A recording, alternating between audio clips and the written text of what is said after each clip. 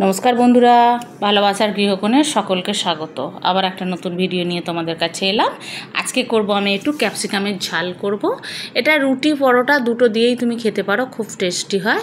হ্যাঁ, তার জন্য আমি ক্যাপসিকাম পেঁয়াজটা বড় বড় করে কেটে, যেমন চিলি চিকেনের কাটা এরকম বড় বড় করে কেটে, এবার একটু টমেটো দিয়ে হালকা ভেজে নিলাম। নুন এখন দিলে হবে না, তাহলে একদম নরম হয়ে যাবে। তো তারপর এবার বাটনাটা দিলাম। বাটনাতে দিয়েছি আমি আদা, রসুন আর লঙ্কা। বেশ ভালো ঝাল দিতে হবে, কাঁচা লঙ্কা শুকনো লঙ্কা দুটোই দিয়েছি।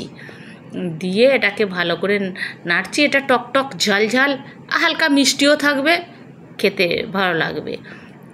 তো এবার দিয়ে নিলাম সস, একটু দিয়েছি, একটু নুন আর খুব সামান্য একটু চিনি দিয়ে এটাকে ভালো করে কষে নিচ্ছি।